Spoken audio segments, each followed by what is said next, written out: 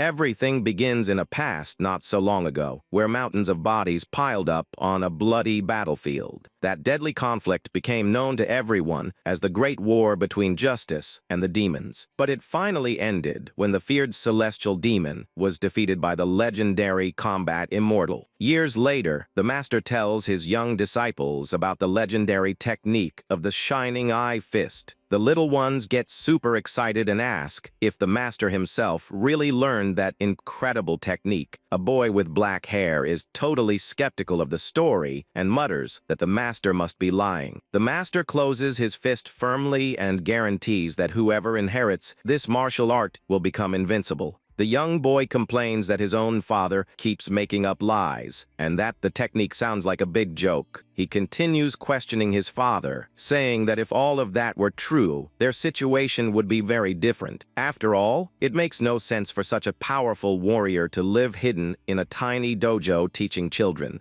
The father just lets out a boisterous laugh and replies that that quiet life makes all the sense in the world. He picks up the other children, happily commenting on how adorable his little disciples are. The man adds in a low tone that he also has a kind-hearted son, even if he complains about everything. He laughs loudly again and says he needs absolutely nothing else to be happy in that routine. But that moment of peace is interrupted when the boy sees something terrible through the crack in the door and starts to cry. The father, who always claimed to be invincible, ended up defeated and fell brutally wounded before his son's eyes. The man spits up a lot of blood on the floor while trying to resist the severe injuries caused by an ambush. Even with several swords stuck in his back, he stays on his feet, showing terrifying determination. The master realizes he was poisoned with a rare and deadly herb that should have disappeared from the world a long time ago. Before him appear shadowy figures who are, in fact, his former and most experienced traitorous disciples. Among the traitors leading the attack is the first senior disciple known as Jinam. Right beside him is Yahello, the second senior disciple, who also participated in that cowardly ambush. The third senior disciple, named Yukwon, observes the situation with a cold, evil-filled look. And finally, Wang Pei, the fourth senior disciple, completes the group of traitors who wish for their own master's downfall.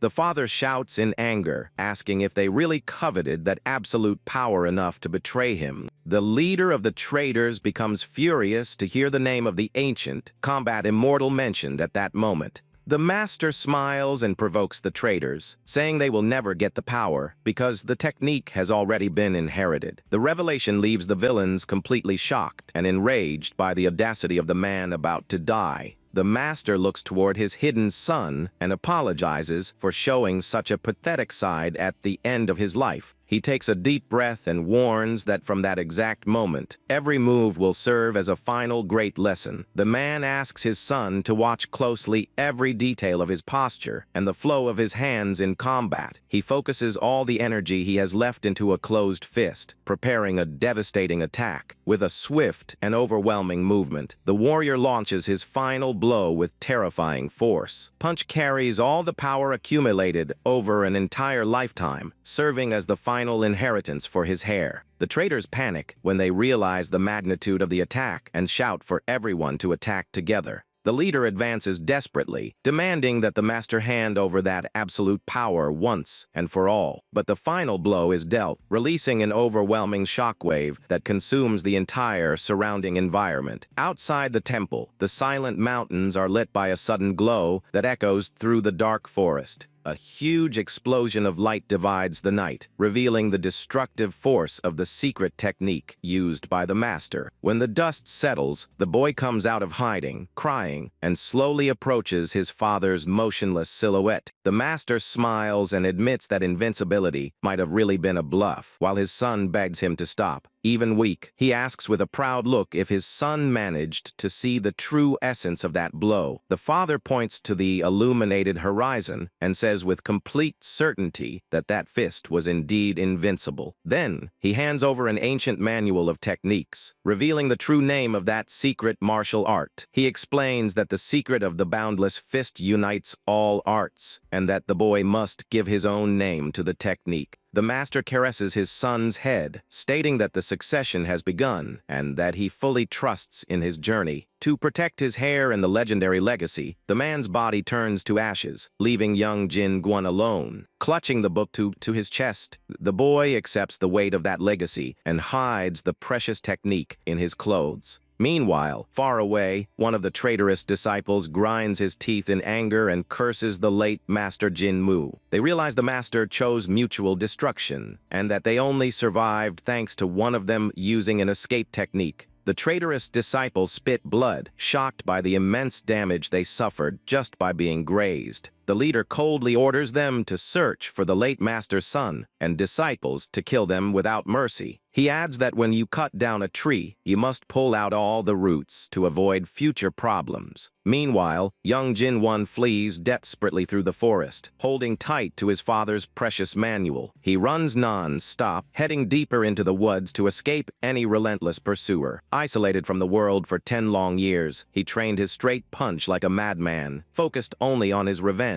And finally, upon reaching 20 years of age, the young warrior reached the peak of his strength. He managed to bring his own fighting style to life, creating a truly powerful and unique fist. With bandages wrapped around his hands, he declares that the time to act has finally come, looking at the sky with respect. Now 20 years old, Jin Gwon shows a confident smile and prepares to seek his long-awaited revenge. However, the world he returns to after an entire decade of isolation is completely different from what he expected. He stops walking, totally confused, when he spots something extremely bizarre happening right in front of him. The young man sees people in medieval armor and witch outfits talking about guild interviews and power levels. He gets a bead of sweat on his forehead, not understanding a thing, and realizes this seems to be a whole new world. The warrior watches the strange group walk away, laughing loudly, leaving him completely stunned in the middle of the path. He tries to reason whether everything had changed so drastically just because of the 10 years he spent training in isolation. The young man looks in amazement at the girls' extremely short clothes and wonders if this is the new fashion of the modern world. With a silly smile on his face and a slight blush on his cheeks, he thinks that maybe the world has improved quite a bit. He shakes his head to focus and remembers that the martial arts training village should be right nearby. But upon looking in the direction of the old village, he is met with a gigantic metropolis full of modern and luxurious buildings. Shocked, he mutters that a decade can change mountains, but this looked as if the whole world had been changed. He decides to stop an elderly man who is passing by carrying loads to ask what actually happened to that old village. The young man explains that people's clothes and the village itself look strange, and the old man asks if he lived isolated in the woods. The old man asks if he doesn't know about the portal war against the beings that appeared from the sky exactly 10 years ago. The man begins to explain the story in detail, saying that everything started when a massive hole appeared in the sky out of nowhere. From that immense rift in the sky, an extremely strange and powerful energy began to overflow and cover the entire region. Plants and animals touched by this energy became corrupted and transformed into terrible, dangerous mutant monsters. Shortly thereafter, beings from another dimension known as hunters began to cross that mysterious portal. As soon as they arrived, these hunters launched brutal and cowardly attacks against all the ordinary people of that world. To everyone's surprise, even a low-level hunter could easily defeat the martial arts masters. Almost all the warriors of the Mirim realm were wiped out, and when all seemed lost, a new hope appeared. It was in that desperate moment that the 4 celestial kings appeared, the former disciples of the combat immortal. Acting at the height of the global crisis, those 4 traitorous warriors led the counterattack to expel the invaders. A short time later, normal people from Mirim also began to awaken mysterious powers and act as local hunters. After the forces united under the leadership of the Celestial Kings, a peace treaty was sealed, putting an end to that great war. The old man concludes happily, saying that now magical abilities have replaced the old and outdated martial arts. Jin Gwon is in total shock to realize that the greatest heroes of the current world are the same traitors who killed his father. The old man walks away, muttering that the young man should read the news, while the boy remains paralyzed, absorbing everything everything. With gritted teeth, he realizes with deep bitterness that his beloved father's killers are now seen as heroes. While walking distracted, trying to digest that enormous injustice, he ends up slightly bumping into someone running by. A girl with blue hair turns quickly, apologizing sincerely, and the young man politely replies that it is fine. He watches the woman walk away, skipping, noticing that her clothes are also quite short and revealing for his standards.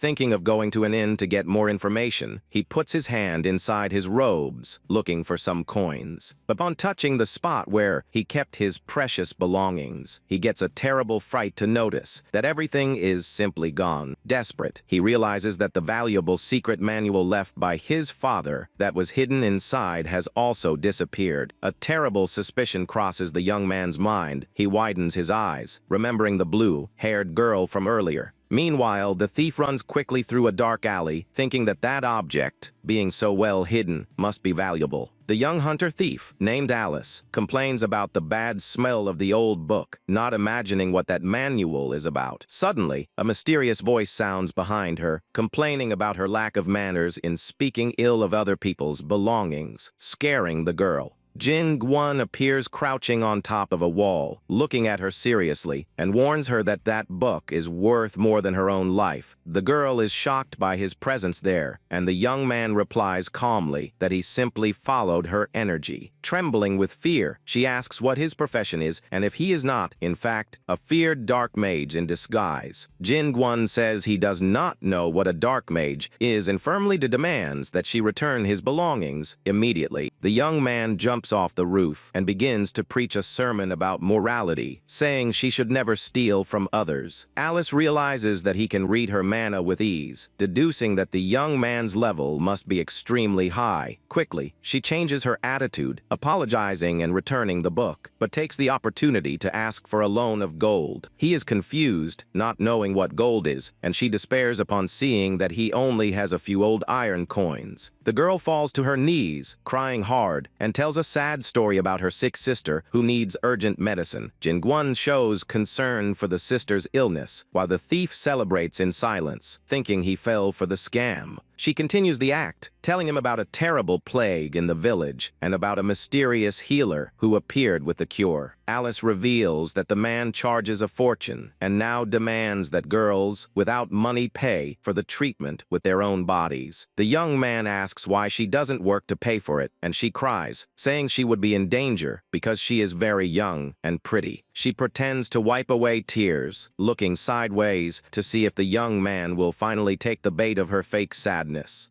To her surprise, the young man gives a sincere smile and agrees to help, saying that this fits into his plans. He demands to be taken immediately to the healer, while the girl despairs, not knowing how to get out of that lie. Upon arriving at the mansion, the warrior notices there is no smell of medicine there, but rather the presence of a dark and evil energy. The door opens, revealing a group of scary, armed henchmen who observe the two entering with malicious eyes. Jin Gwon comments calmly that they don't look like healers and warns them in a friendly way that he is already leaving. But before he can take a step back, Alice delivers a treacherous kick to his back, throwing the young man inside. The thief shouts angrily, saying he brought this on himself and that everything would be different if he had just given her the money. She reveals that is the headquarters of a dangerous black market guild filled with experienced and ruthless hunters. The girl asks for a good price for the young man, and the criminals agree, saying his physique will attract great buyers. The henchmen approach the young man, mocking his clothes, and saying no one will look for him because he looks like a homeless drifter. Faced with all those threats of slavery, the warrior just lowers his head and lets out a quite mysterious smile.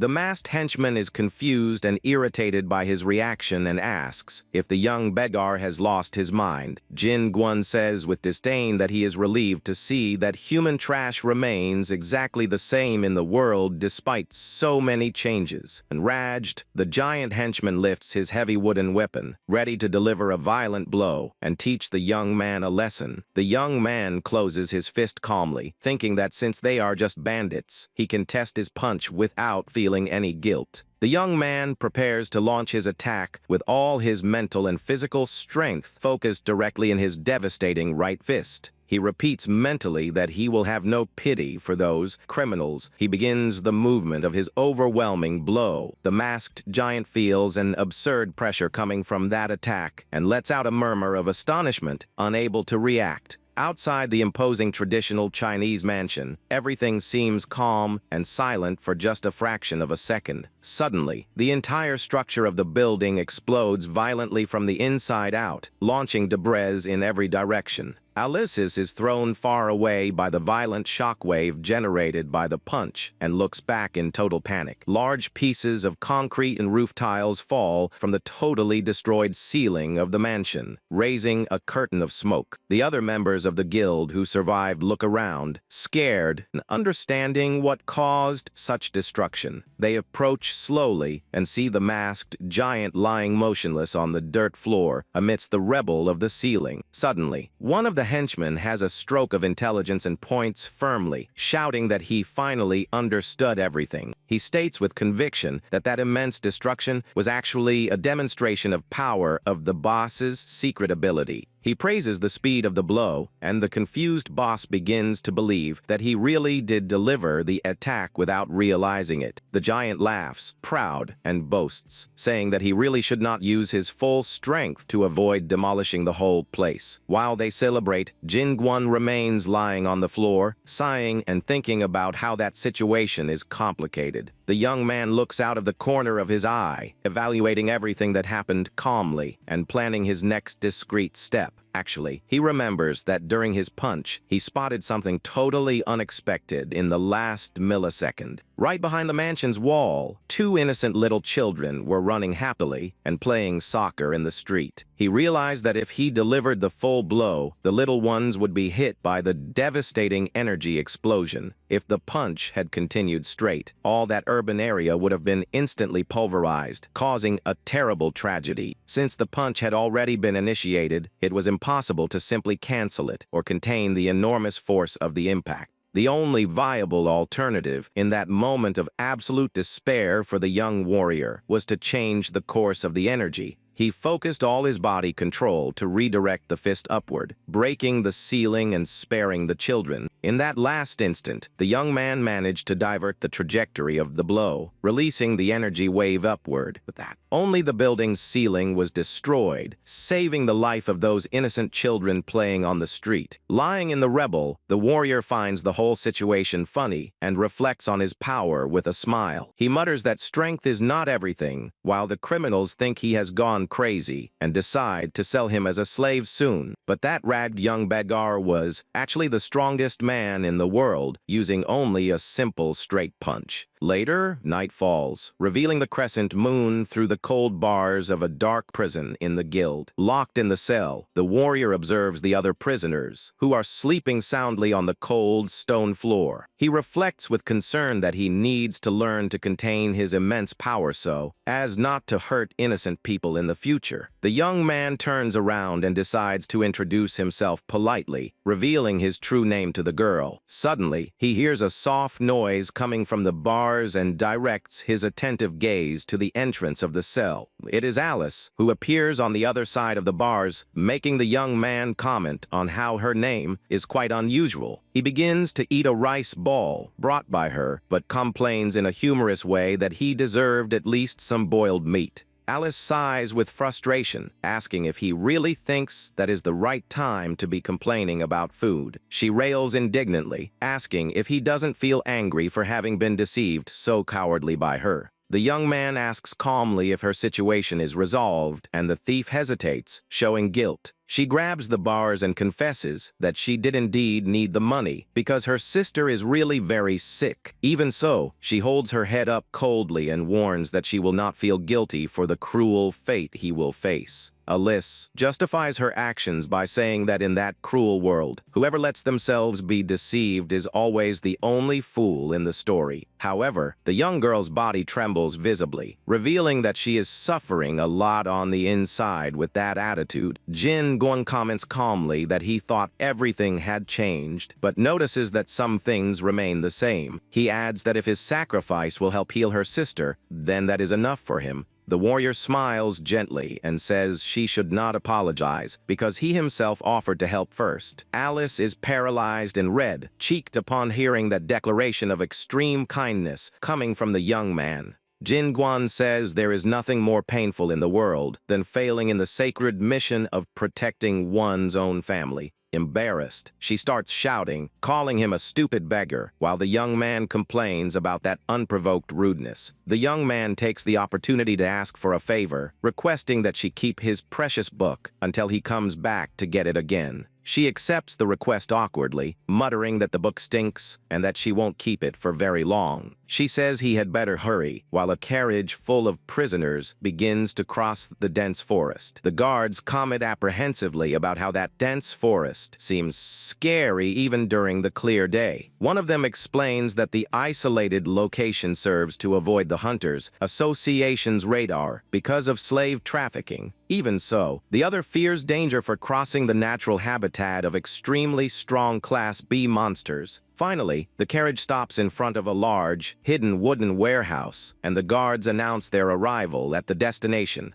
Very rudely, the henchmen open the doors, banging their spears and ordering all prisoners to get off immediately. One of the guards reports to the boss that they brought new slaves and highlights, an especially strong prisoner sent by the guild. The disgusting slave trader holds a glass of wine, excited to see the new muscular prisoner who just arrived. The guards shout, threatening to break the limbs of any slave who tries to slack off during the walk. Prevent them from fainting at the auction, the guards give them a lot of food, and Jin Guan devours chicken legs with wide eyes. Next, the warrior is placed in a chair to have his hair washed carefully by the venue's staff. They throw buckets of water to clean his body, stating that all merchandise needs to be fragrant for the sale. Relaxing in a hot bubble bath, the young man celebrates happily for finally getting rid of all the dirt accumulated over 10 years. The young man thinks that a slave's life is not so bad, and the employee holding the towel is surprised by his joy. Upon looking at the bath employee, the warrior gets a fright to see that it is the same elderly man he spoke with before. Jin Won asks how he has so many jobs, and the old man replies, smiling, that that is just one more of his roles. He introduces himself as Sip Jap Su, revealing that he works in 10 different branches, and the young man says his true name. The elderly man laments the young man's situation, but the knave young man thinks the place is good for offering a hot bath and plenty of food. The friendly dialogue is interrupted abruptly when one of the prison guards enters the room with heavy footsteps. The guard demands to know why the prisoner hasn't been marked with the branding iron yet, which serves to identify the slaves. Upon seeing the young man putting his clothes back on, the jailer demands explanations with an extremely authoritarian tone of voice. With a friendly and cute smile on his face, the warrior warns with all the calm in the world that he will forego that marking. He removes the chains easily, saying that his body is a gift from his parents that he needs to protect from any scar. The jailer tries to grab him forcefully, but the young man dodges with agility, leaving the man surprised. He begins to walk, thanking everyone for their hard work, while he drags the guard who tries to hold him. The head of the guards is furious to see that bizarre scene and orders them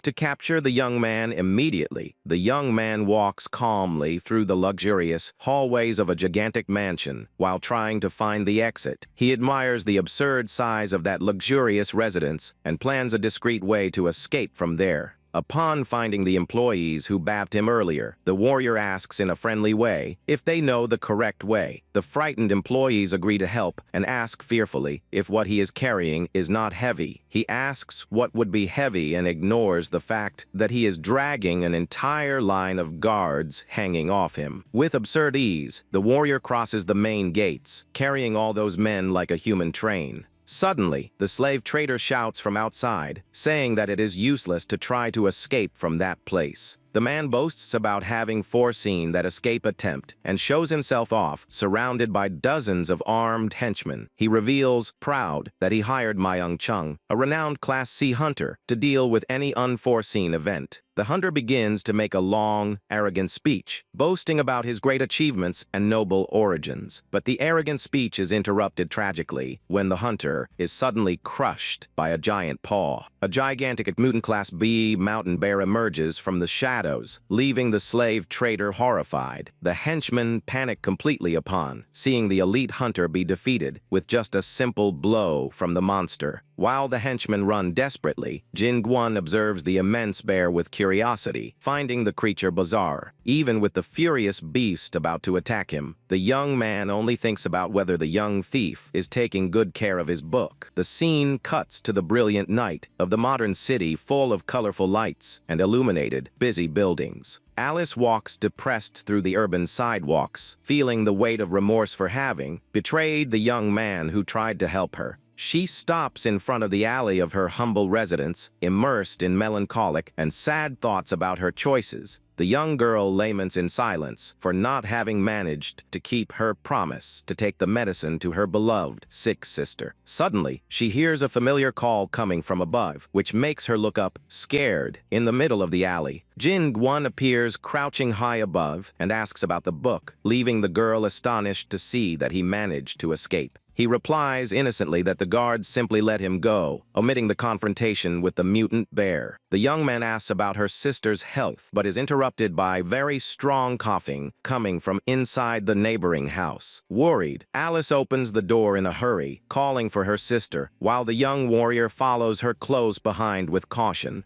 The sick sister coughs a lot and asks her to return early, while the hunter begs desperately for her not to exert herself. Jin Guan hesitates a little but decides to ask for his father's book, explaining that it is extremely valuable to him. The sister notices the young man's presence there in the room and comments, in a weak voice, that they received a visitor that night. She introduces herself as Yong So-hai and apologizes politely for not being able to receive him standing because of her weakness. Upon looking closely at the sick woman, the warrior narrows his eyes, feeling that there is something very strange about her. He detects a mysterious purple aura emanating from her and realizes that it is a bizarre energy, unpleasant and different from everything else. Alice starts crying hard and apologizes to the young man, revealing in a melancholic way that the bandits took everything from her. She explains with immense sadness that the henchman stole both the money for the medicine and his precious book. In a painful flashback, the young girl appears collapsing on the cold floor after suffering a terrible injustice from those bandits. The leader of the traders charges abusive interest and fees for the previous medicine, leaving the young woman without resources and humiliated. He throws an insignificant amount of coins at her, collecting the entire debt in an extremely dishonest way. The young hunter feels deep frustration and hatred upon realizing she was deceived and exploited without being able to do anything. Humiliated, she asks only to collect her personal belongings that were scattered in a corner of their courtyard. But the masked henchman mocks, saying that the belongings now belong to the guild since the true owner was captured. All the bandits laugh in her face in a cruel way, calling her an idiot for thinking she would have any right inside there. Next, one of the cowardly henchmen delivers a violent kick against the young girl, throwing her brutally to the ground. She cries bitterly on the ground, remembering the hard lesson that in that world, whoever is deceived is always the biggest idiot. The giant threatens her, saying that if she doesn't want to be sold as a slave as well, it is better to disappear from there immediately.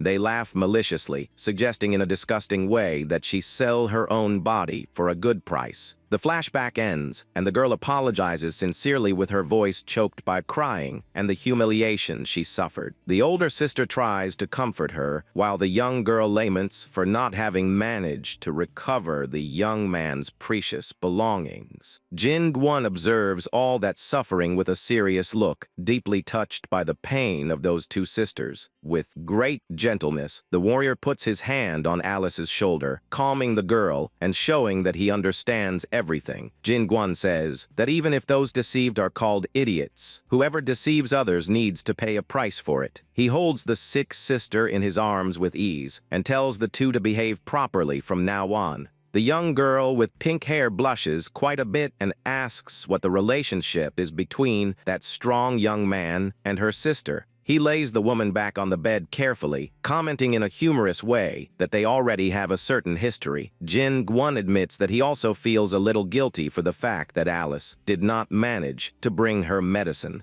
He promises he will go get the medicine, and the older sister asks if she can entrust Alice's safety to him. The warrior accepts the request promptly but demands that the young girl make a single and important promise to him. He asks with a sincere smile for her to hang in there and not let herself be defeated by that serious illness. Shortly thereafter, the young man ties Alice up with ropes and warns in a decided way that the two are already ready to go. He says with a confident smile that their goal now is to recover her money and his secret manual. The girl asks, confused, if they should not go to the large building where the members of the Manhwa Guild were. She points to a simple entrance and reveals that that back door leads directly to their true headquarters. She explains that during the day the enemies pretend to be a quiet, ordinary guild so as not to raise any suspicion, but she reveals that at night the place transforms into one of the largest and most famous illegal betting networks. Alice hands a dark cloak to the young man and says they need to hide their faces to enter in disguise. She puts on the hood quickly and starts to explain that the most famous and popular game in that betting arena is. The crowd of bettors shouts, crazed, while playing all their chips at the hall's betting tables. The young hunter points with her finger in the direction of the center of the hall, indicating where the main event happens. The bizarre sport consists of a violent, slapping dispute where two muscular men face each other. Jin Gwon makes a face of despair and asks, incredulous, if people really bet on slapping fights. Alice confirms the information, but the two are interrupted by a mysterious voice behind them, asking who they are. The mysterious person says he recognized the familiar voice and approaches, happily holding a glass of a drink. The elderly man appears wearing a super bizarre pink schoolgirl skirt, leaving the warrior thoughtful about that fate. Curious, the young man asks with all sincerity if men of that time now also tend to wear skirts. Alice makes an expression of absolute disgust, while the young man decides to leave that subject aside so as not to make it worse. The old man gives a silly giggle and asks to let him finish explaining the important details of the tournament. He points to the arena where two muscular competitors are positioned facing each other at the table. The old man explains that if the warrior who received the slap holds firm to the impact without falling, it's his turn to hit.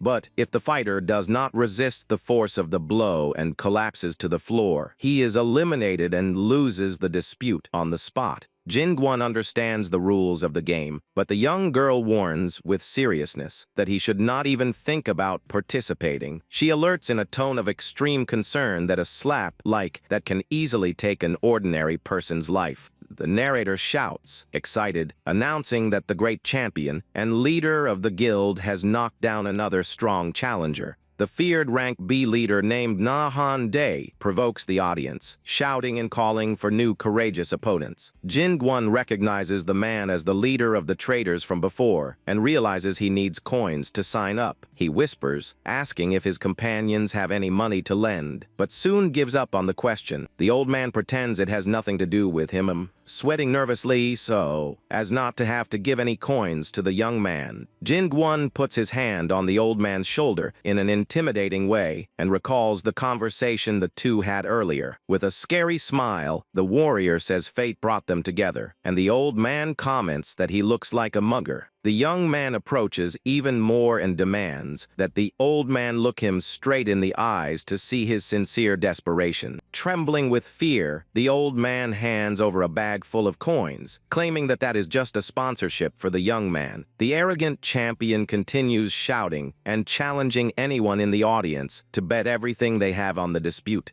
Jin Gwon throws the money bag on the betting table and asks in a loud tone if he can also enter the tournament. The narrator announces, shouting, the emergence of a new challenger, while the young man displays a focused look. The champion recognizes the runaway young slave, and Jin Gwon asks directly if he is the one who has his manual. The The villain laughs, mocking the young man's audacity, and the judge asks how they will decide who hits first. Very arrogant, the giant points to his own face and orders the skinny young man to deliver the first slap to him. The audience around bursts into laughter, mocking the young man and saying he will end up being sold as a slave. Jin Guan remains in absolute silence, focused only on finding an intelligent way to act there. He knows very well that his devastating power, out of control, can easily hurt the people around him. The warrior tries to control his immense energy, seeking a way to strike without causing mass destruction. Jin Guan reflects that the more perfect a fist's form is, the more its destructive power will multiply. He thinks that if closing his fist destroys everything around him, the only solution is to try doing exactly the opposite of that. With that thought in mind, he delivers a swift movement, using the palm of his hand open downward. All the spectators in the arena widen their eyes in total shock, unable to believe what they just saw. The warriors in the audience begin to sweat nervously, letting out murmurs of astonishment before that bizarre scene. The great champion falls headfirst directly to the floor, opening a deep crater due to the overwhelming impact. Alice asks, scared, if that was really just a slap, and the warrior replies calmly that it was not. Displaying a quite convinced smile, he explains that, in fact, that is a new technique he developed. The young man tells, proud, that it is a martial art that perfectly divides the immense energy of the blow. He christens it Energy Dispersion Fist, while others complain, saying it was just a common slap. Without losing time, the young man turns to the stuttering presenter and warns that he will take all the betting money. The members of the guild are furious with the boss's defeat and order everyone to draw their swords right away. Jin Guan just asks where his belongings are while the henchmen advance, shouting to kill him soon. Seeing the enemies running in his direction, the warrior lifts his open hand, finding that opportunity perfect. A massive rumble echoes throughout the hall when he begins to deliver his precise blows on the henchmen. One of the guards' faces is completely distorted by the absurd force of the slap he received directly. The young man comments that he is finally getting the hang of controlling his strength while bodies fly through the room. He asks if his friends got their bags and the prize, and the two reply, trembling, that they got everything. Alice realizes in shock that his story was real and that he did indeed escape alone from those slavers. The warrior calls his companions to go soon to get the medicine that will save the girl's sick sister. They finally arrive in front of a gigantic, illuminated medical clinic in the middle of that dark night. Alice thanks the young man a lot and says, emotional, that she always knew he was a warrior with a good heart. Jin Guan just smiles in a friendly way and asks for them to enter the place soon without wasting more time. The young man pushes the heavy wooden doors of the clinic, making a soft noise echo through the great hall. But as soon as he takes the first step inside the place, the warrior stops, scared, upon sensing a strong smell. He remembers his late father, who used to laugh and cough a lot while taking strange medicinal baths. The master used to say that a real man needed to endure that stench, while the little son suffered. The father ended up vomiting due to the bad smell, making the boy mock that claimed resistance of his. Holding his nose, the boy complained, asking why his insignificant father lying in that pit insisted on staying there. The man asked if his son knew what was the biggest regret he carried as a martial artist. He revealed that due to that horrible smell, he could not train to have a body immune to poisons.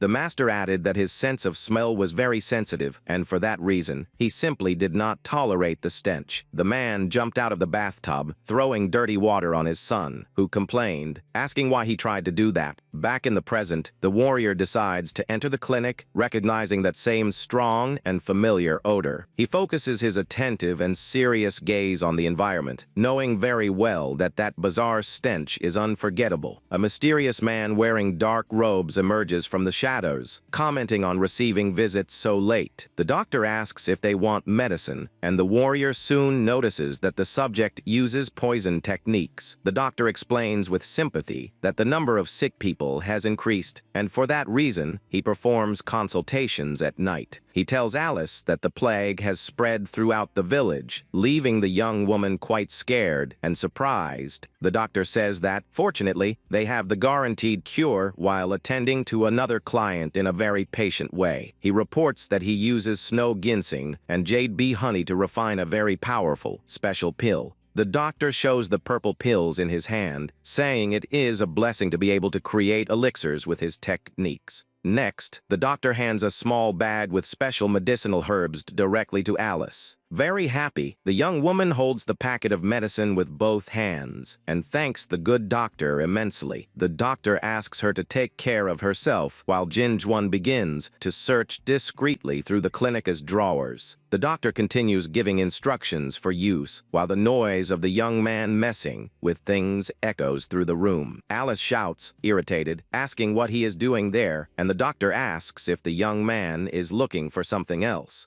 With a sarcastic smile, the warrior replies that he is just looking at the interesting herbs he found there. The doctor excuses the young man but warns Alice seriously that the price of the medicine will go up quite a bit soon. He claims that demand has skyrocketed in recent days and that he can barely produce pills for everyone. The doctor says goodbye, wishing them a good trip back, and Alice thanks the young man a lot for managing to get the medicine. The young woman holds the packet of medicine, worried upon realizing that she spent all the money that was supposed to last the month. She vents, not knowing what she will do next week, while the warrior just listens to everything in complete silence. Suddenly, Jinguan asks to be excused and takes the bag of medicine from her hand, leaving the girl quite confused. He opens the packet with the medicinal herbs and says in a calm way that he needs to check one important thing. To her surprise, the young man puts one of the pills in his mouth and begins to chew with a very thoughtful face. Alice shouts, desperate because of the medicine's value, and he replies that he ate it because he was feeling without much energy.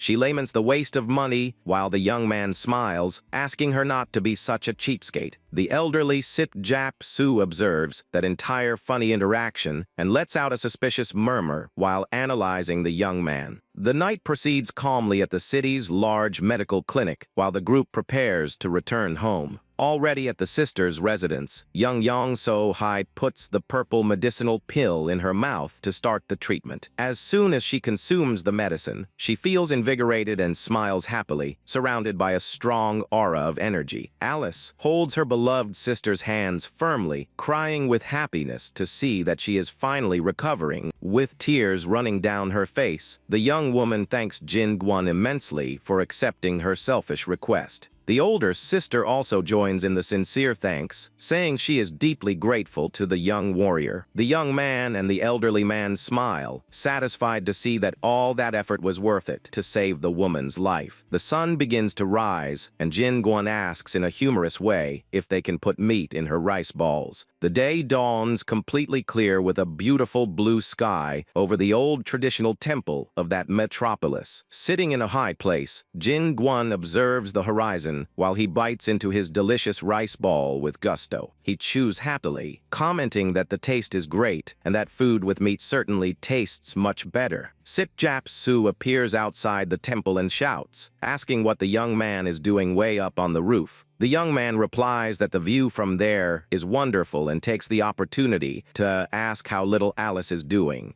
The elderly man reveals that she finally managed to sleep in peace after spending so many nights awake taking care of her sister. In the blink of an eye, the old man jumps into the air with impressive lightness to climb onto the temple's roof. Jin Guan notices his agility and comments that he is also a martial artist, but the old man changes the subject, laughing. The old man says he is just an ordinary elderly man who works 10 different jobs because he cannot adapt to the new world. Sip-Jap Su changes the subject with a sharp look, says he noticed something strange when the young man held the medicine. The two remain standing on the roof under the sunlight, while the old man reveals his big secret with seriousness. He reveals with all certainty that he saw the young man swap the doctor's bag of herbs for another one in a very agile way. The old man asks if he took another medicine from the drawer and comments with grace that the young man has very fast hands. Curious, the old man asks what the flavor of the purple pill he chewed and tested when leaving the medical clinic was. Jin Guan looks at the packet in his hand and asks if the old man is sure that the medicine was, in fact, fake. He explains that although some combined poisons become medicine, that pill was actually an addictive poison. With a serious face, the young man reveals that for this reason, he swapped the dangerous pill for a real healing herb earlier. He says it would be a horrible shock for the girl discover that she was giving poison to her beloved sick sister. The old man praises his heroic attitude, while the young man smiles, returning the compliment in a quite friendly way. Sip Japsu says that older people tend to be curious and confesses that he is now very interested in the young man. Meanwhile, night falls again on the city, highlighting the mysterious lights of the doctor's temple. Inside the temple, the doctor meets with two masked and hooded men to hand over the payment. He warns, proud, that he sent more money than normal and asks when his admission will be finalized. The masked man says with mockery that selling medicine has made the doctor quite bold in making demands. The doctor hands over a packet containing jewelry and asks the mysterious men to accept that batch first. But the masked man stops for an instant and lets out a sound of distrust upon evaluating the weight of that bag. The masked man complains, saying the amount seems wrong, but the doctor guarantees with a smile that it is correct. The villain explains that the supply of mana stones has decreased and demands double the tribute to keep him in the group. He demands total loyalty to recommend him to his superiors, and the doctor swallows hard, thanking him for the advice. The masked man warns that the slave market was attacked by someone and orders him to keep his mouth shut tight. The man with the wooden mask threatens him with a dark look, saying there will be punishment if there are leaks. With great fear, the doctor agrees, bowing respectfully, and wishes a safe trip back to the two. The heavy temple door closes slowly amidst the shadows of the night, ending that mysterious meeting. Immediately after they leave, the doctor throws the money bag on his temple's wooden table in anger. He complains, enraged, for them demanding even more tribute, and plans his revenge when he enters the organization. The man bites his teeth in anger, promising to return that humiliation, but stops speaking upon noticing something strange. He changes his attitude quickly, assuming an educated tone, and apologizes if his conduct seemed ugly. Sitting high on a shelf, Jinguan eats the pills and mocks the doctor for stealing his own medicine. The doctor warns that eating medicine without care turns into poison, but the young man replies happily that he has a strong stomach. With a macabre smile, the doctor says he doesn't care about his health as long as the young man pays for every pill eaten. But the warrior retorts, saying that, in fact, the doctor is the one who should pay him for having brought a perfect medicine to him. The doctor is quite confused and asks with distrust what exactly the young man means by that conversation. The young man reaches for the packet of medicine and says with all the calm in the world that he found the ideal cure for the charlatan.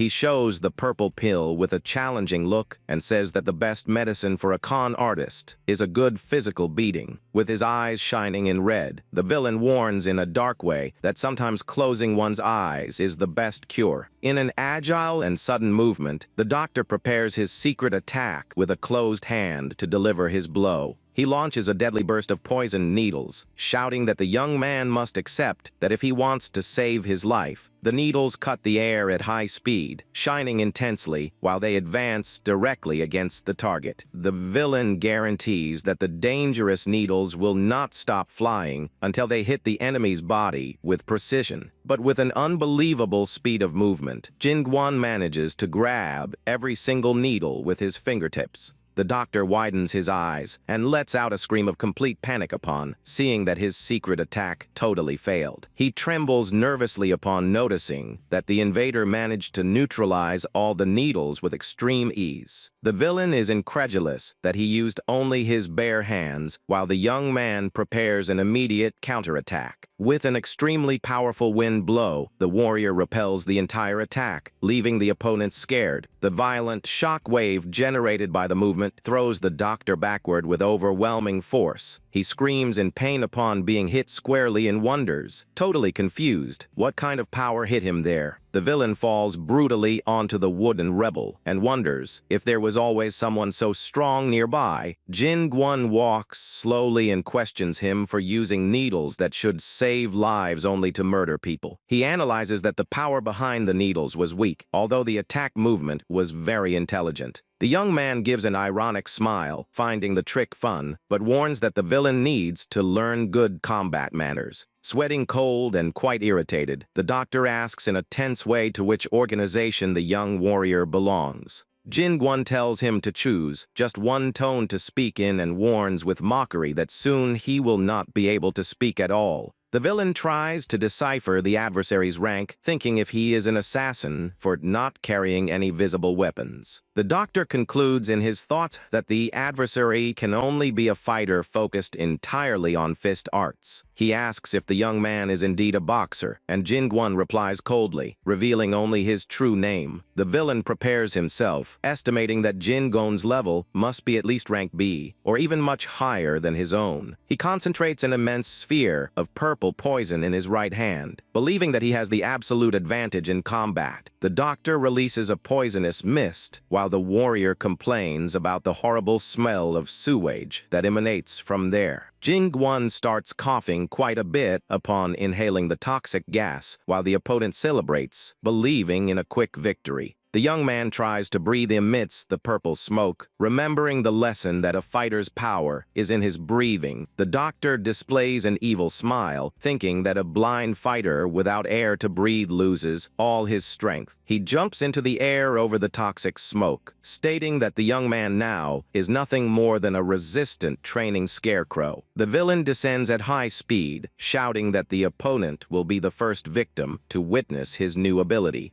He directs the destructive poison blow downward, trying to crush the adversary with all his purple power. The doctor displays a smile of pure cruelty, certain that his final attack will liquidate the young rival once and for all. But Jin Gwon will face him calmly, stating that what is fairest in combat is to return the same blow he received earlier. He decides to use the same needle and blood technique to counterattack the doctor in an extremely precise way. The young man opens his hand, displaying a confident smile, and announces that he will use the technique he just learned from him. Suddenly, the villain spits blood and screams in pain upon having his hand pierced by the needles in an overwhelming way. The warrior shakes his fingers, complaining that that smell of poisoned blood is extremely disgusting and sickening. The doctor is thrown far away amidst the purple smoke, suffering serious injuries from his own poison. Desperate, the villain activates his medical first aid technique to try to heal the serious wound on his hand. He is shocked to see the young man use his fingers, and Jin Gwon responds, smiling, that is not a magic ability. Jin Gwon extends his index finger and explains in a calm way that he created a new technique using his fingertips. He joins two fingers, explaining that technique basically consists of using the fingers to simulate a closed fist. The quite confident look, the young warrior officially christens it with the simple name of finger fist. The doctor is furious, swearing at the young man, and complains that he has never heard of a power with such a silly comic book name.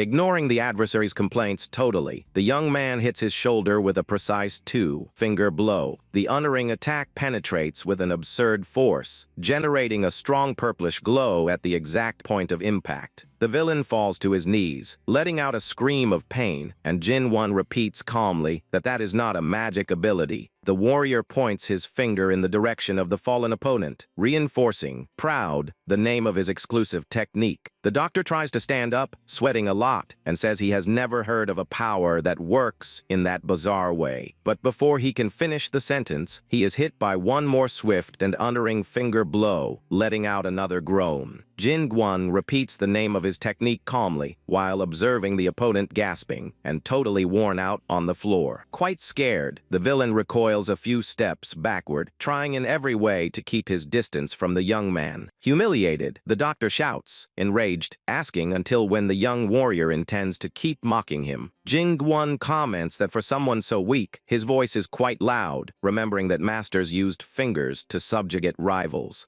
The doctor deduces, scared, that it is a pressure point technique and realizes he is a true warrior. He shouts, saying he will not fall for tricks from the past and plans to protect his points to counterattack the young man. Jin-gwon hits the villain's chest quickly, announcing that the blow serves to paralyze the entire upper part of the body. The young man delivers more swift blows, saying he will paralyze the wrist and the elbow to teach the villain good manners. The warrior advances, applying his final finger attack with an absurd force that cuts through the environment's air with violence. The doc lets out a terrible scream of agony while feeling all his bones and joints suffer from the impact. The villain falls totally defeated to the floor and realizes, horrified, that he cannot emit any sound due to the blow. Gasping and quite battered, the doctor tries to mutter some insults with his teeth gritted from so much anger. He rails, saying that the young man used only pure brute force in the attack, while the young man prepares to respond.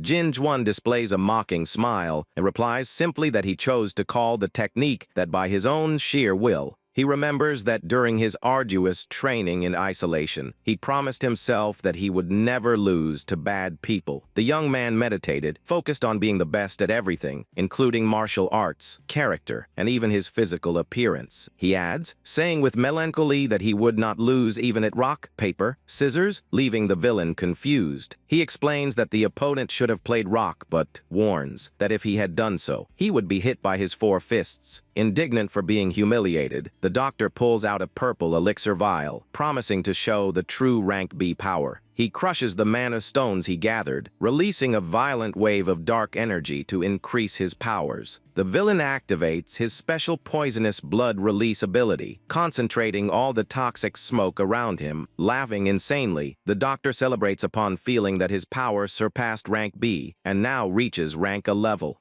Concentrating an immense amount of destructive energy in his hand, he shouts that he will show his absolute strength once and for all. He advances, emanating dark lightning, while Jin-gwon observes all that demonstration of power with total calm. The young warrior just takes a deep breath, concentrating his strength, and prepares his defensive posture in a very calm way. An extremely intense and destructive white glow consumes the entire clinic environment with a sudden explosion. The doctor is hit by a powerful shockwave in the chest and remains totally paralyzed, unable to understand a thing. He widens his eyes, scared, looking at his own body, and realizes that his energy was totally dispersed. The villain trembles nervously upon noticing that his powerful rank attack was cancelled without him even seeing the movement. Jin-gwon positions his fist very close to his stomach, showing that he held the impact of the punch to spare his life. The young man moves his fist away calmly, commenting in a friendly way that the doctor ended up scaring him for real. The villain feels his chest, relieved for not having exploded, and wonders, shocked, how he is still alive after the blow. Jin-gwon closes his fist with an ironic smile and asks in a provocative way if the opponent wishes to try attacking again. He mocks, remembering that the rival was going to show his real power, and warns him to manifest himself if he wants to continue the fight. The warrior displays his closed fist, overflowing with a scary energy that makes the environment tremble around him. The doctor faces him with panic in his eyes, sweating cold upon realizing the absurd difference in power that exists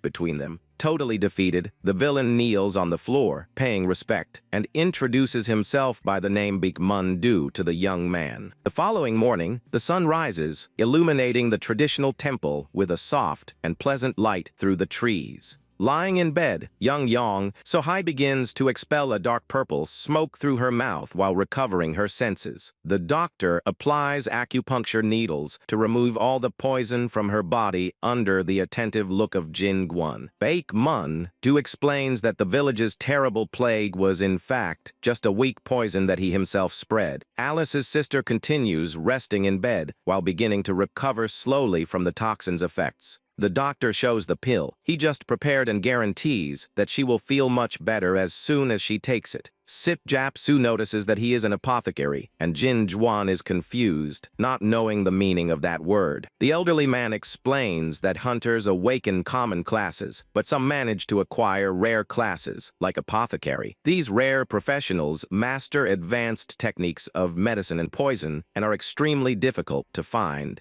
Baekmun praises the elder's wisdom and boasts, saying that he is a talented and very valuable professional. Alice loses her patience and lands a strong blow on his head, saying that everything is a big lie. She shouts, irritated, remembering that he is just a despicable criminal who poisoned an entire village. He is extremely irritated by the aggression and mutters in anger, facing the blue-haired girl. Jin Gwon appears behind him, preparing a blow to his pressure points, and makes the apothecary tremble with fear on the spot. The man immediately bows and apologizes humbly to avoid being hit by the young man again. The protagonist asks why someone with so much talent and rare skills decided to commit such serious crimes. The apothecary remains silent for a brief moment with a serious and thoughtful expression on his face. He extends his hand and shows the pieces of a broken mana stone he used during the previous confrontation. That special crystal began replacing all the world's energy sources after the portal conflict. Thanks to those mana stones, large modern buildings were erected, and the whole society managed to evolve. But hunters are obsessed with them because those crystals allow them to obtain power that surpasses any rank. Those rare stones only form in places with high energy density or in the bodies of powerful monsters. Baekmun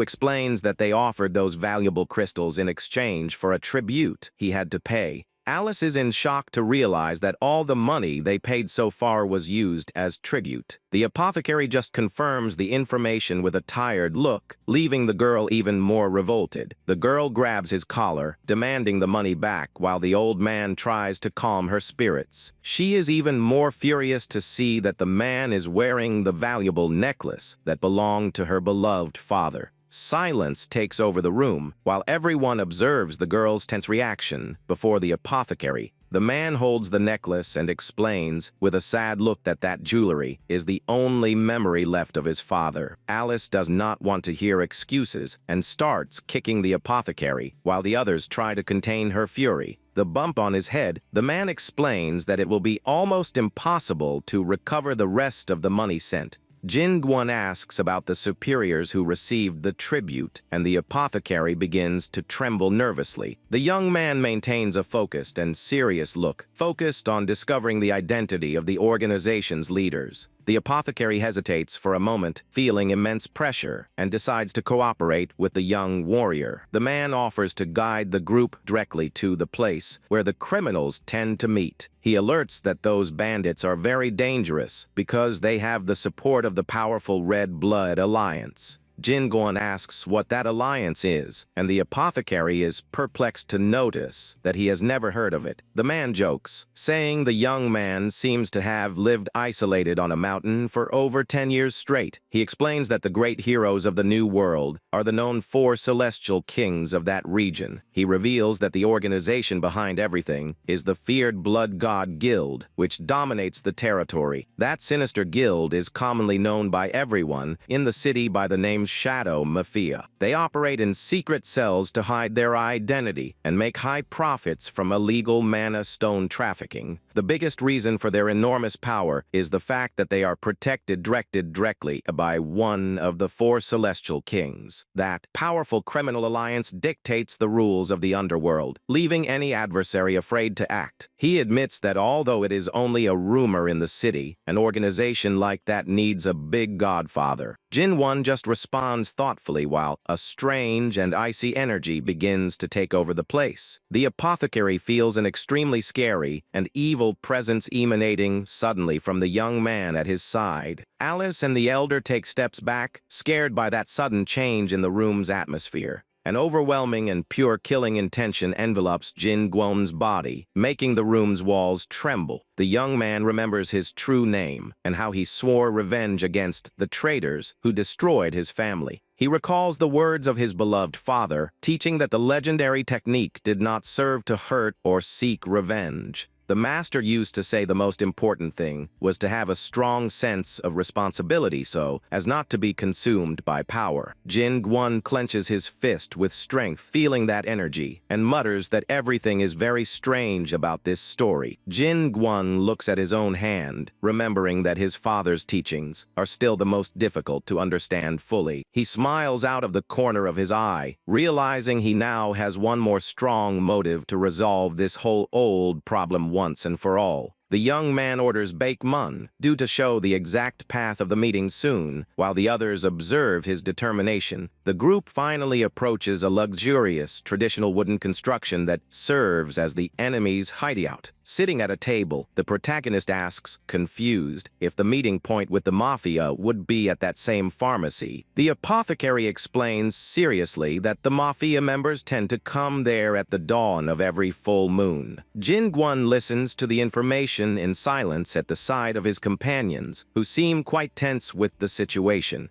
Alice complains indignantly for not understanding the conversation and asks for the reason bake mun. Du calls the young man master. The apothecary tries to calm her spirits in a humorous way, while Jin Guan says his name is just Jin Guan. The young man asks if there is any more valuable clue, and the apothecary replies honestly that he knows nothing more. He changes his expression quickly with a clever smile and guarantees he is sure of one very important detail. He tells that the organization's superiors were furious when someone destroyed one of their slave markets. The henchman swore that the person responsible for that great humiliation would not have even a single day of peace from now on. Jin Guan smiles, excited, commenting that there seems to be another courageous hero in the city acting exactly like him. The apothecary continues explaining that many smaller organizations will try to please the mafia by handing over the mana stones. He looks with distrust and asks if the young man is really planning to fight alone against the entire criminal group. The protagonist replies coldly that he finds it very irritating to see cowards acting without control in his homeland. He gets up to leave and asks if the elder Sipjap Su managed to discover any extra important information. The elderly man guarantees he knows where to find the necessary clues and complains that the young man loves to explore his work for free. Jin Guan calls the apothecary by the nickname and orders him to get clothes identical to those used by the mafia criminals.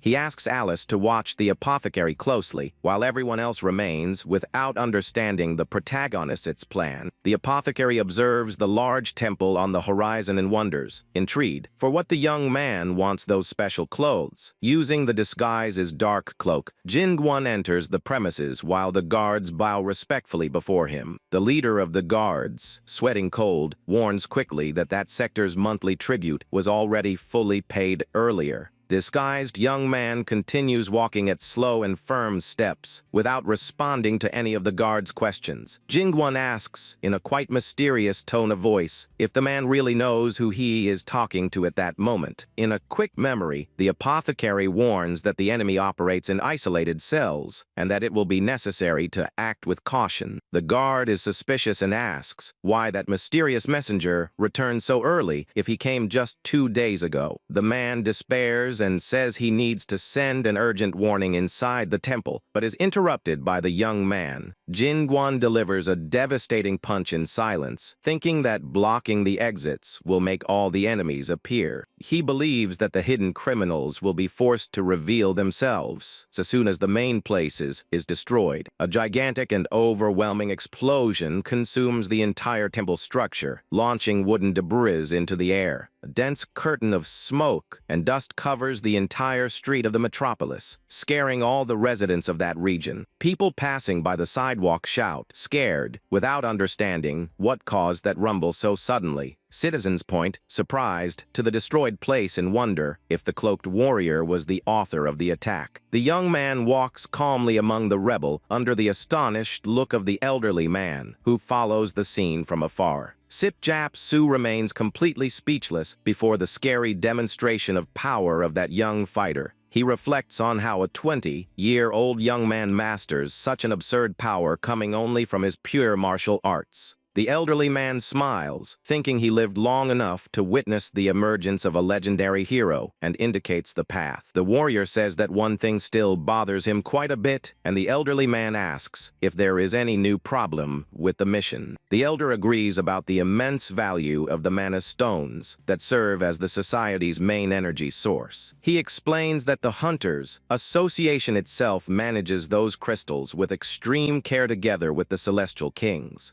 The old man states that the current peace treaty keeps the world safe, but that dangerous sect threatens that entire order. Jingguan listens attentively, thinking if their organization is even linked to his father's old traders. They arrive in front of one more huge gate guarded by armed guards who prevent the passage of any intruder. One of the guards in blue clothes focuses his confused look on the duo and asks what they want there so early. The protagonist displays a challenging smile behind the mask and asks, in a joking tone, who he thinks he is. The guard starts sweating cold upon realizing that the mysterious invader is, in fact, the organization's feared enemy. Jin Guan confirms ironically that their answer is correct and destroys the entire building with one more punch. In a few minutes, several headquarters of illegal guilds and slave traders begin to explode throughout the metropolis. Residents comment, excited, about how the city's mood changed thanks to the mysterious actions of the new caped hero. Everyone begins to call him the Nameless Wanderer and considers him the true hero who came to save that region. People celebrate happily in the streets, shouting words of support for the mysterious, masked hero of the city. Jin Guan observes all that movement in silence, keeping his identity totally hidden under the dark hood. In an emergency meeting, the leader reveals, irritated, that most of his bases in the south were totally destroyed. The rank a hunter named San Wu Tan suspects that there exists an infiltrated traitor delivering their locations. The red-haired man states with certainty that there is a spy acting among them to facilitate the enemy's attacks. A mysterious hunter smiles with mockery and says that thinking there exists a traitor is an absurd exaggeration on his part. She provokes San Wu Tan, stating that the destruction of the bases, in fact, only happened due to his terrible management. The mafia's great boss orders immediate silence, interrupting the heated discussion that was beginning to arise there. He complains that no one in the group knows even the true appearance or the abilities of such a mysterious wanderer. The boss calls them useless fools for not managing to deal with a single adversary who is acting in their city. The hunter volunteers with elegance to assume the mission of hunting the wanderer, and the boss asks if she is confident. She mocks, saying that she will do a much better job, and the red-haired young man faces her with deep fury in his eyes. The boss orders Nan, Hying to solve the case, demanding that she bring the invader's head to end the threat once and for all.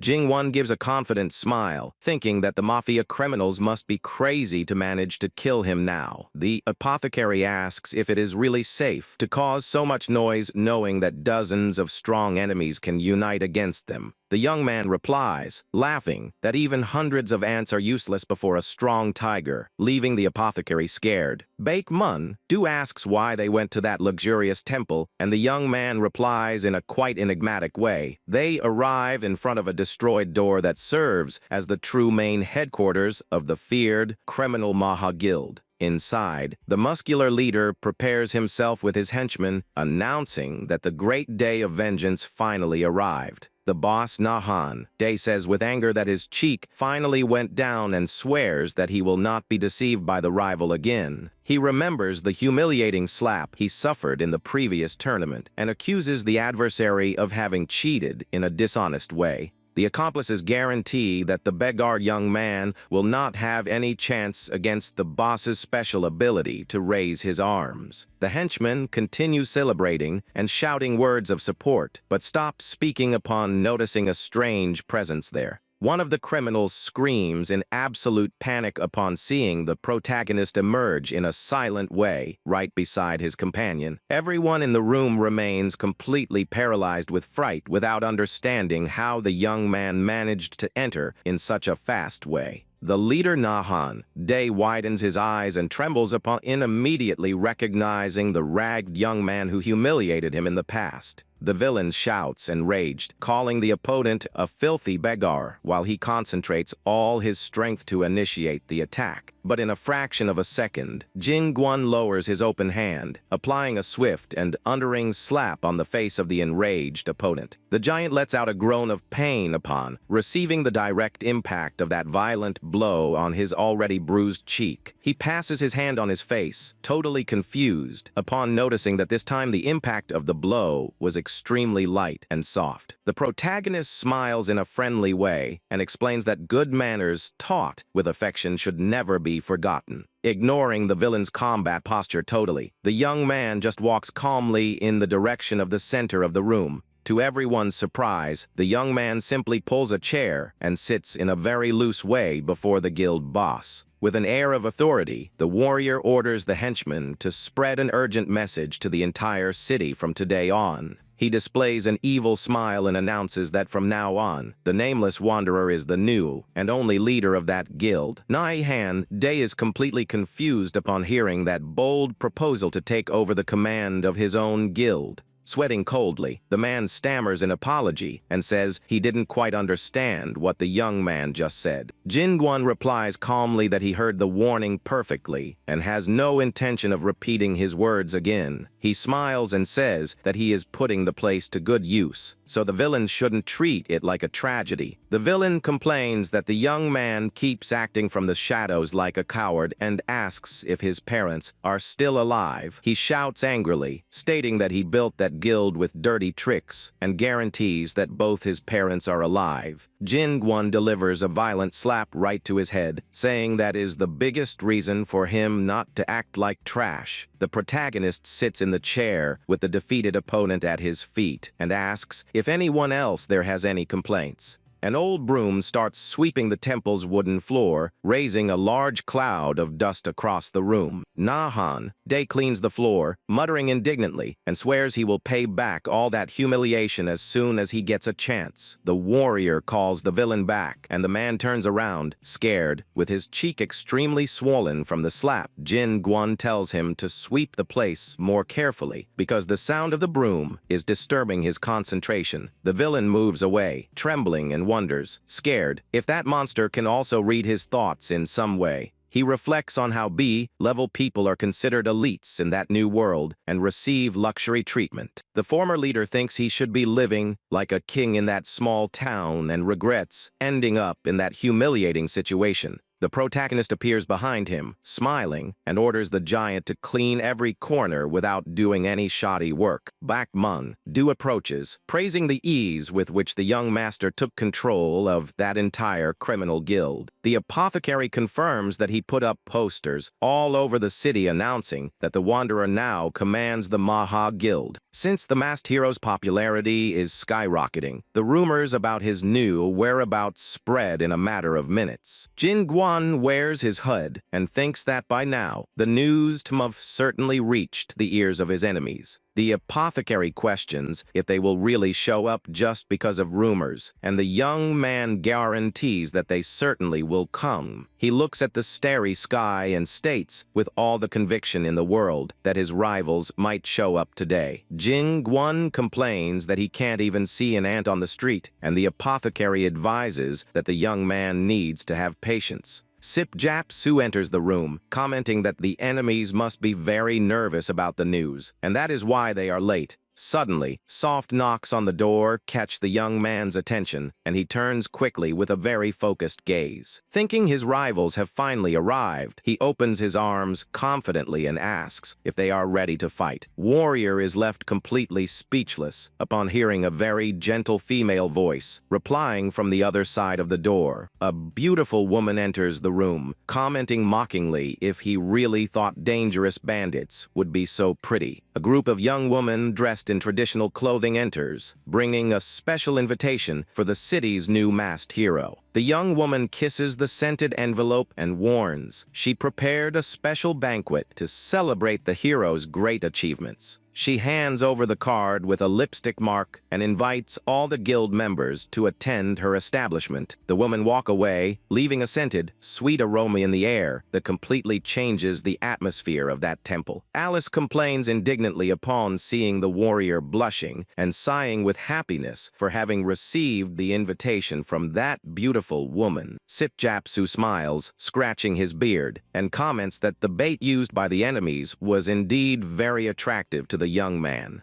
Alice is confused, noticing that everyone there knows the place, and the old man warns that only the naive young man doesn't know anything. He explains that the establishment called Midnight Sun is the most famous and luxurious entertainment house in Murim. The girl warns seriously that that place is full of dangerous rumors and advises the young man to keep his guard up. The young man says with the red cheeks that the place meant to test a man's self-control, and she complains about his silly face. Deciding to unravel the mystery, they head toward the immense and brilliant nightclub to discover the real reason. Meanwhile, San Wu-tan walks imposingly through the luxurious red corridors of the entertainment establishment. He enters the main hall on the upper floor, where the influential madam of the place awaits his arrival, surrounded by henchmen. The woman asks elegantly what brings the feared level 2 hunter of the mafia to her private quarters. It is Nan, Hying, the level 3 mafia hunter who commands that entire empire of fun with an iron fist. The warrior smiles with disdain, stating that he would never come there just to see a venomous snake, and demands his drink. The madam lets out a sarcastic laugh, deducing that the hunter's famous keen sense of smell must have sniffed out something very valuable. She orders them to prepare a reserved table in a private room, and the young man leaves, grumbling that they should have done that sooner. Nan, Hyang watches him leave with an evil smile and thinks that the hunter's arrogance will soon come to an end. She wishes to obtain the valuable mana stone offered as a reward for capturing the wanderer to surpass her rivals. The woman secretly orders the guard to mix an extremely powerful knockout powder into the private room's drinks. With an insane look, she orders them to add a massive dose of poison, guaranteeing she won't let anyone steal her victory. San Wu-tan thinks that woman is very insolent and swears he won't give up his prey so easily. He smiles with sharp teeth, promising to devour both the mana stone and the mysterious wanderer. The girl with gray hair watches the scene, worried, and asks him to chew the food more slowly. Jin Goon devours the chicken legs without being able to stop because he spent days eating only rice balls. His ally thanks him, emotional for finally managing to have dinner on the most luxurious floor of that famous house. The man explains that that VIP floor is reserved only for extremely important people. The young girl tells him to thank him less and eat more, but soon worries about the speed at which he devours everything. Suddenly, the beautiful courtesan Hechwa, Rying appears by surprise and hugs Jin Gwon from behind with great joy. She clings to his arm, saying she was anxiously waiting for the mysterious wanderer's arrival. Jin Gwon's companion is furious to see that and ends up breaking her chopsticks in half. The courtesan announces that she reserved the entire floor just to serve the young man with all the attention in the world. She asks everyone gently to forget life's worries and just enjoy the banquet.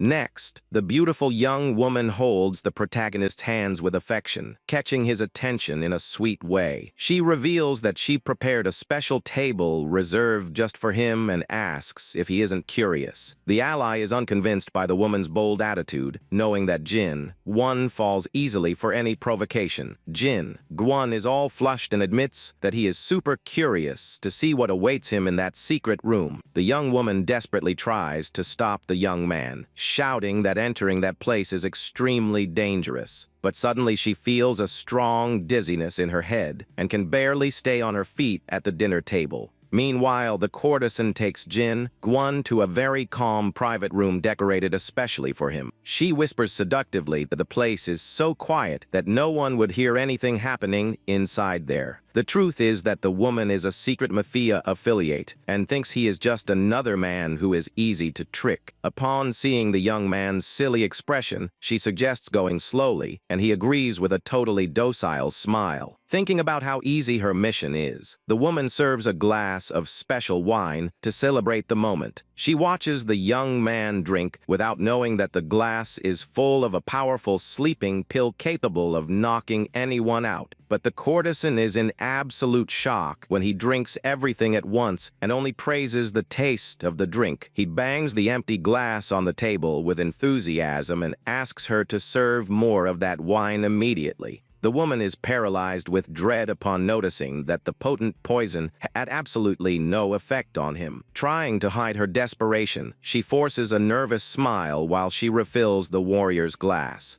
Secretly, she decides to mix other types of even stronger drugs to see if he can handle the dose. Gwon takes the new glass and comments innocently that the taste seems a bit different this time. With a mocking smile, he reveals that he knew about everything and thanks her ironically for her effort. The courtesan panics totally upon noticing that her plan was completely discovered from the beginning. The protagonist grabs the woman's face and forces her to swallow her own spiked drink all at once. Thus, the evil plan goes down the drain, and the villain ends up falling into her own deadly trap that she prepared.